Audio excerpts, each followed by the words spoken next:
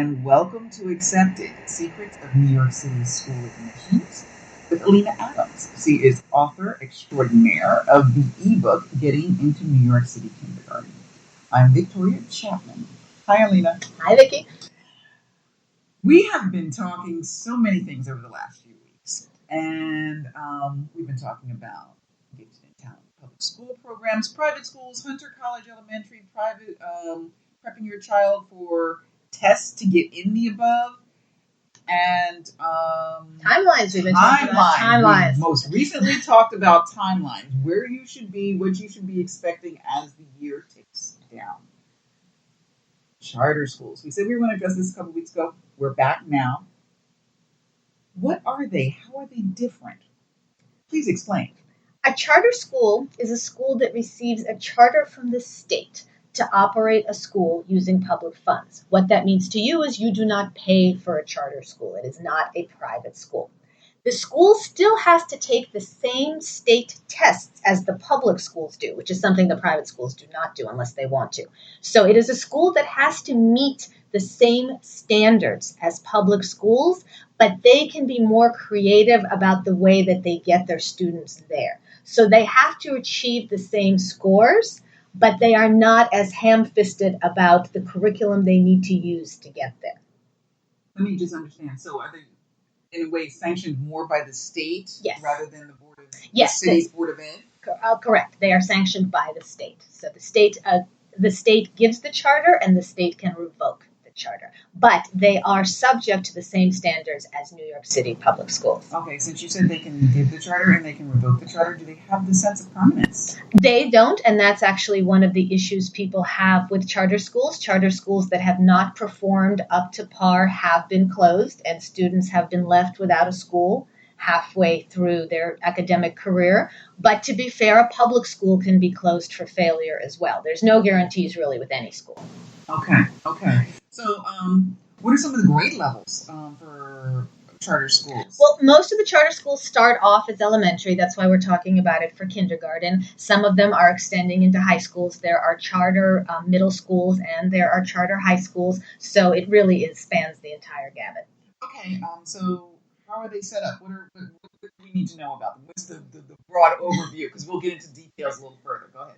Well, what most people seem to know about charter schools, they get from hearing about the Success Academies, which are sort of the largest network of charter schools. They're the ones that get most of the press, primarily because there's a feud between the mayor of New York City, Bill de Blasio, and the woman who runs the charters, Eva Moskowitz, and their feud predates the Success Academies. They've hated each other for a long time, ever since they were on city council, and as a result, they snipe at each other in the press. Here's what you need to know about the Success Academies. If state test scores are extremely important to you, the Success Academies are schools that, based on the last set of state test scores, they didn't do okay, they didn't do well, they crushed it. Okay. They had a 98% passing rate in some schools. Some of their schools were only outranked in test scores by Anderson and Nest, which are citywide gifted and talented schools, which you have to take a test to get into. The Success Academies, you do not take a test to get into, you lottery into the schools. They beat many schools that were citywide schools, they beat many schools that were G&T schools, they beat many of the city's top public schools. Now we are just talking about test scores. If test scores are something that's important to you, the Success Academies are very, very focused on getting kids ready for the state tests. Okay, then these are schools that still operate as a public school. Yes. I mean, the verbiage gets fuzzy because the fact of the matter is you don't pay for them, but they're slightly different than public schools. What is that difference? Well, for one thing, the Success Academies and many other charter schools, they have longer school days. Okay. They have a longer school year. Guess what? When kids are in school for a longer amount of time, you tend to be able to cram more stuff into their heads. The Success Academies, the kids wear uniforms. It is a very structured environment. It is a very achievement-oriented environment. It is what they call a no-excuses environment in the sense that they believe every child will succeed. Some kids love that kind of pressure. Some parents love the fact that their kids are being pushed to the top of their abilities. Some parents call it a boot camp. They think their children are not puppies. They don't need to be trained with, visual reward system, and they're not very happy. But as I've said, whenever we've talked about any school, whether it's a G&T school or a general ed school or a private school, if you are not buying what the school is selling, if you don't love the school's philosophy, then you really shouldn't be there, because then everybody will be unhappy. Okay. I think you could talk about that for a long time, but we need to move on. When we come back, we're going to talk about other options in the charter school system.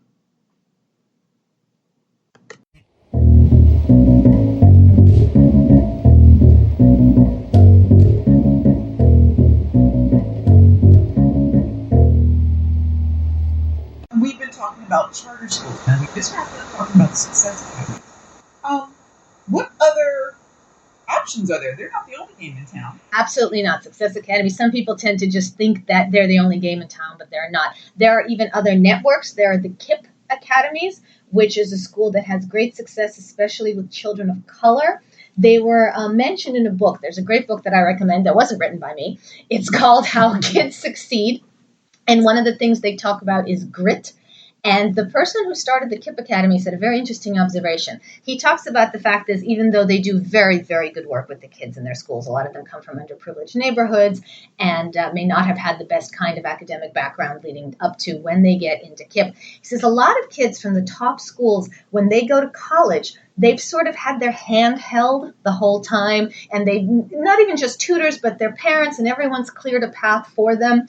And they get to college, and this guy says that these kids, they tend to fall apart the first semester, which is when they suddenly have to be in charge of their own schedule and do their own assignments. And he said they prepare their kids from the KIPP Academies that when those kids falter, the kids from the KIPP Academy step in, and that's when they have a chance to make up whatever academic or social or financial gap that there might be between them, because the kids at the KIPP Academies have been so well prepared to manage on their own that when the other, quote-unquote, more privileged children don't quite know what's going on, the kids from the KIPP Academies are ready to hit the ground running and really excel. Okay, so you're saying it's not just an academic learning, but it's kind of a self-management learning. Very much so. And what's nice about them is they don't think their job is over after the kids have left their schools. They really even have mentors who continue to check in with them through college to make sure that these kids are able to get through college. Wow, pretty decent full support system. Yes, very much so. So as I said, that's another network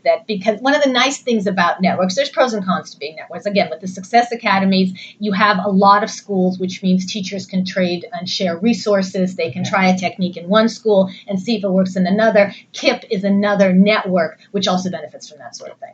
Okay, and you mentioned the word grit. And I think you kind of gave a very round, broad definition, but can you drill that definition down? There's a lot of work on grit. I mean, Carol Dweck out of Stanford has written an entire book about it. Basically, research has shown that IQ is not nearly as important as the ability to, as Fred Astaire said, pick yourself up, dust yourself off, start all over again. That how smart you are is really not nearly as important as your ability to stick to something. Okay. I'm not sure I disagree with that. Okay. Other schools, themes? Well, there's also smaller network. For instance, you have something like Harlem Hebrew Charter School, which is part of a larger national network, but they opened in Manhattan and they have a school in Brooklyn. There are also charter schools that teach immersion classes, say in French or in Spanish. Or you might have a charter school with a theme, as you mentioned. For instance, there's the Hellenic Charter School in Brooklyn, where they study Greek and Latin via the Socratic method. Because if there's one thing parents need is their children learning how to argue better and in Greek and Latin. But that's something that the school does. Or there's a school that I love to say, just because its name is fun to say, BUGS. Brooklyn Urban Garden Charter School. Now, it's a middle school, so you can't apply to it for kindergarten, but how much fun is it to say, where does your child go to school? BUGS. I'm sure the children love that as well. Exactly, and they obviously focus on, Urban Garden Charter School. They focus on gardening, and there's so much science to learn there. Okay. Or you have the Harriet Tubman Charter School in the Bronx, where the kids learn by studying their cultural heritage. So, as I've said before, if you choose a school with a theme, make sure you like that theme. because the school is not hiding what it's about from you. And if you want to go there, you better get with the program and be enthusiastic about what their theme is. So if you're going to Bugs, it's a garden school, you're going to be encountering bugs as well. You better like gardens, and you better not then come in and say to the teacher, why is my child spending an hour digging dirt instead of doing algebra? Because they've been very clear to you, their school is called Bugs. Okay. I guess I can't argue with that. Now, you mentioned something about like the Harlem Hebrew Charter School being part of a national network? Yes, they're someone that opens charter schools, because charter schools are not unique to New York. You can have charter schools in other areas. So the Harlem Hebrew Charter School happens to be part of a network of opening Hebrew language, dual language charter schools around the country. The fact is that the charter school movement is growing nationally. In fact, recently they just had a big rally called Don't Steal Possible, which was all about encouraging people to go to charter schools. There is a level of non-support for the charter schools. Some of it comes from the United Federation of Teachers, which, by the way, also tried to open their own charter school, and they ran it for a few years, but the school scores were so dismal that the school was eventually closed. So they are not fans. As I said, Mayor Bill de Blasio is not a fan of charter schools, and there are parents who are not fans of charter schools as well. Okay, so when we come back, we're going to talk a little bit about the controversy. But so you're just saying that there are national networks as well as local networks. Yes. And how do you find out about these networks? Well, as I said, there is a common app now for applying to charter schools, or at least they will be. They promised one. I haven't seen how it works. I read the press release. It sounded like it was going to be really good. And if you go to my book, there is a link to the National Charter Center, and you can learn about schools not only in your area, but also nationwide. Okay. We're going to get to the controversy in a second, but I do want to, you just mentioned again, applications. How does one, you said you're going to have it in the but how is it different from public schools, private schools? Well, one thing to remember is you do not list any charter schools on your Kindergarten Connect form. Kindergarten Connect is only for general education public schools. Charter schools, most of them operate as lotteries. You can apply to the school directly, or you can apply to a network. For instance, with the Success Academies, you can sort of rank your first, second, and third choice of which schools that you would like. They do give sibling priority. They give priority to English language learners. Sometimes they give priority to kids in the district, but usually charter schools are open citywide and lottery-based. Okay. When we return, we're now going to talk about the controversy. To charter or not? We'll be right back.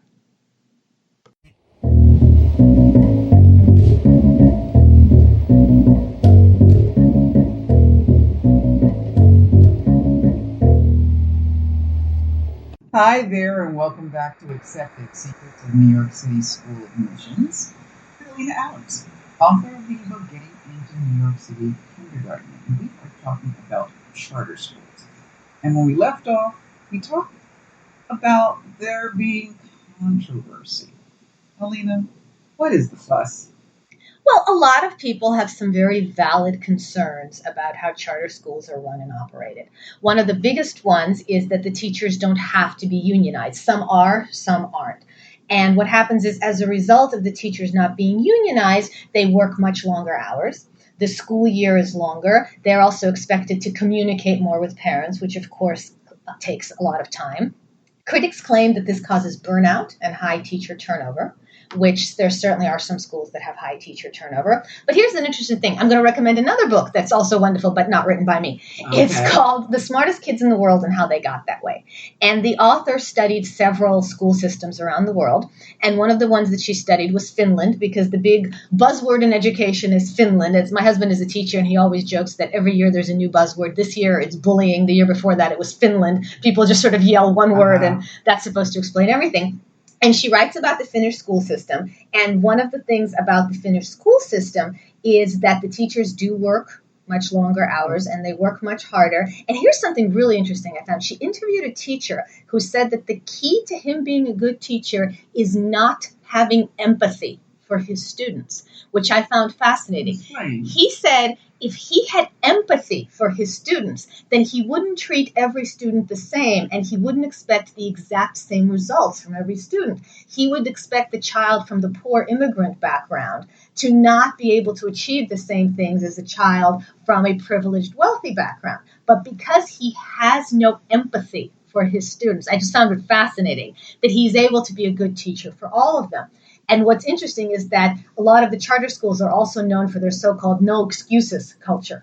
Everyone is going to succeed. And in the book, The Smartest Kids in the World and How They Got That Way, the author mentions that the closest thing that she has found in America to the Finnish school system is the Success Academy charter schools. Interesting, but does that mean we are offering excuses? You know what? Schools are so broad that it's very difficult to paint all schools with the same brush. One thing also that I can add is when we talked about how because teachers are working longer hours and getting burned out, here's my thought. I mean, my husband is a teacher, so I understand that teachers work really, really hard and is a really, really difficult job. And as someone who's married to a teacher, maybe I don't want to see him staying up until 2 o'clock in the morning making tests as he has done in the past. He doesn't work at a charter school, but he takes his tests very seriously. And he can stay up until 2 o'clock in the morning making a test for a student. So as his wife, I'm going, well, that's not very healthy for you.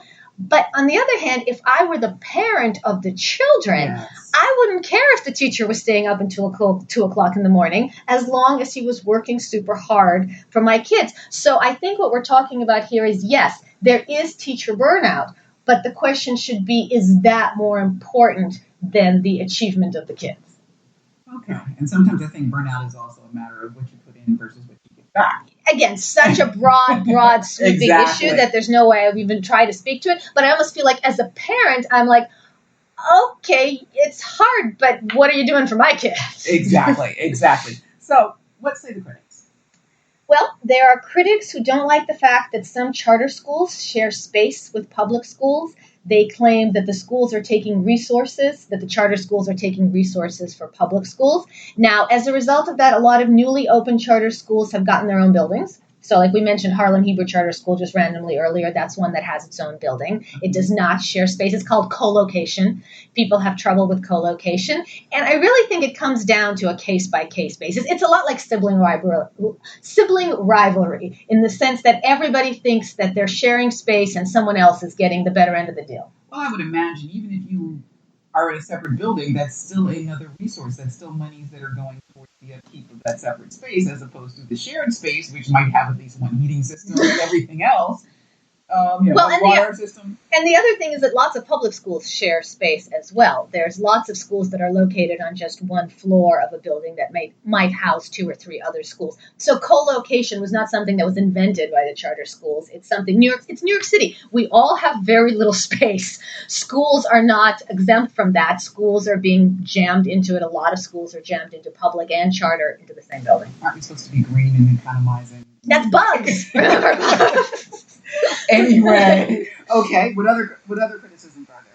There's also the criticism that charter schools are skimming the best and the brightest from neighborhood schools, because the idea is that there's a lot of neighborhoods with a lot of failing public schools where parents who are involved, the kind of parents who will go out of their way to learn about a charter school, knowing about a charter school is already half the battle because you have to apply to it. So it's usually the parents who are much more motivated about their child's education, and they're trying to get their children into charter schools. So the argument is what happens is the public schools are then left with the kids who have the unmotivated parents who are just sort of dumped there, as opposed to the families who are actively seeking out an education for their children in the charter school.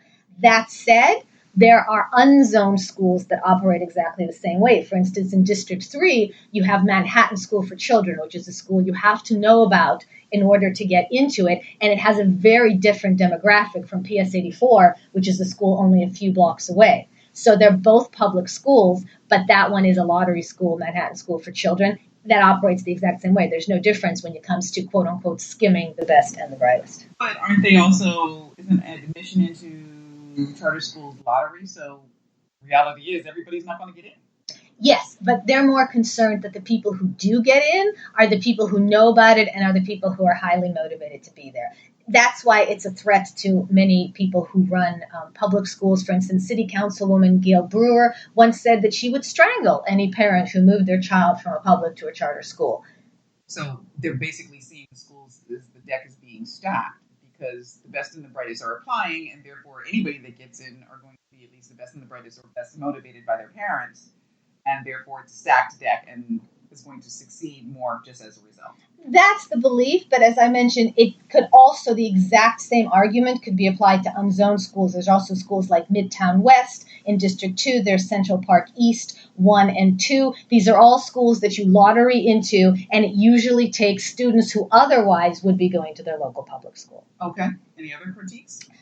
There's rumors that charter schools expel kids with learning issues in order to keep their test scores high, but in the book there's actually a study that was done by the city that showed that that wasn't the case. And the other thing is I can tell you about many a public school that while they can't force a child with learning issues to leave, they can certainly make life very, very, very unpleasant for them. And I've heard from enough parents to know that counseling out a child with learning issues is hardly exclusive to the charter school world. Okay. And I understand there's some criticism about accountability.